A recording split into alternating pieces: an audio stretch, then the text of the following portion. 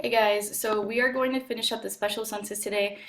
We are going to be looking at taste and smell, and we look at taste and smell together because both of these senses use chemoreceptors. So now chemoreceptors are going to be receptor cells that are stimulated by chemicals in solution. So we are going to look at the taste receptors, and we are going to look at the smell receptors, and smell can actually differentiate a really large range of chemicals. What's important to keep in mind is that both of these senses complement each other and respond to a lot of the same stimuli. One of the reasons that food kind of seems flavorless when you're sick is because if your nose is stuffy, you're gonna have a much harder time smelling the food you're eating, and that plays into how you taste your food. So these two really do kind of work together. So the first that we're going to look at is olfaction, of the sense of smell. Now, olfactory receptors are in the roof of the nasal cavity, and these neurons are kind of end with long cilia, so these finger-like projections. And the chemicals must be dissolved in mucus for detection. So you know you have mucus in your nose, and it serves a multitude of purposes, but one of those purposes is to dissolve chemicals, and then those chemicals can be carried to the neurons in the cilia so that the smells can be detected.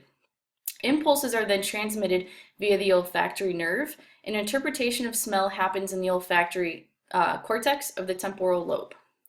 So here is a diagram that shows the nasal cavity. So it's the top of the nasal cavity is where you have these sensory cells.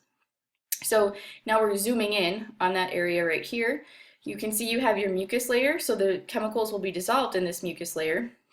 And then you can see the olfactory hairs, or the cilia, are within that mucus layer, so they can interact with the chemicals. Once chemicals have interacted with these cells and they've picked up that stimulus from the chemical, the signal will get sent through the olfactory receptor cell, and it's going to get sent through the olfactory filaments of the olfactory nerve. Something to keep in mind that in this olfactory epithelium, you don't just have the receptor cells, you have the receptor cells that are sort of surrounded by these supporting cells as well. Now with this sense of taste, taste buds are going to house the receptor organs. Almost everybody knows that you have taste buds on your tongue, and that is where most of your taste buds are located. However, you also have some on the soft palate, which is the soft part towards the back of the roof of your mouth, as well as on your cheeks. Now, I think one common misconception is that the little bumps on your tongue, that those are your taste buds. And it's not completely false, but it's also not completely true. So the little bumps on your tongue are projections called papillae. And now we have three different types of papillae. You have the filiform papillae, which are going to be kind of towards the middle of your tongue. And these are sharper, but actually do not have taste buds. Then you have the fungiform papillae. Those are going to be the rounded ones, kind of towards the front. And then the circumvallate papillae are going to be the large papillae towards the back of your tongue, and those also have taste buds.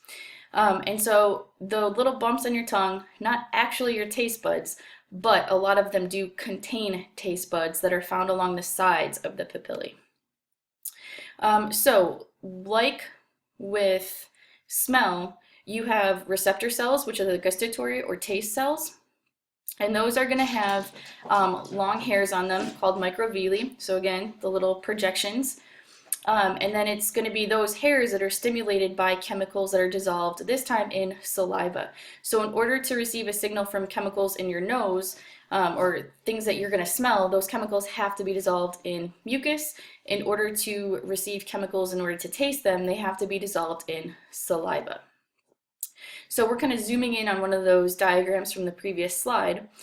So you have the fungiform papillae towards the front of your tongue, the filiform would be in the middle, and then the circumvallate papillae are going to be in the back, and they're larger. Now we're going to zoom in on one of those. So that's this guy right here, and you can see we've kind of cut it a little section out so we could see what it looks like on the inside. So you've got this little ridge that's sort of, it's kind of like a ridge that runs circular through the center of the papillae, and it's along the sides of that ridge that you have the taste buds. So when you zoom in and look at the taste buds, what you can see is the taste bud is an area that is a mix of the gustatory cells surrounded by supporting cells. So it's the gustatory cells in this diagram that are blue and the supporting cells that are pink. The gustatory cells are going to have the microvilli, or the little hairs on the ends of them, that are going to detect the chemicals in saliva.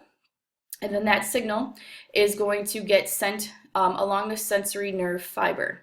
And then just like with everything else, that is going to get sent, that signal will get sent to the brain so it can be interpreted. Something to keep in mind, that the impulses are carried to the gustatory complex by several different cranial nerves, and the reason for that is because you've got taste buds located in several different areas. So because they're located in several different areas, it's going to be several different nerves that carry the signal to the gustatory complex. Some of the taste sensations that we have sweet receptors. So that's like the sugars when you taste something really sweet, candy, fruit that's really sweet. You have sour receptors, so the example there would be the lemon. Bitter, so if you really like coffee, that's something that is considered bitter. You have salty receptors that detect metal ions, and then the last one, umami, that's like the delicious taste, sort of savory, the beef kind of taste, and that's the last type of taste sensation that we're going to talk about. So that is it for this lecture. Hopefully you guys are going to be able to get through your packet today. So email me questions if you guys have them. Thank you.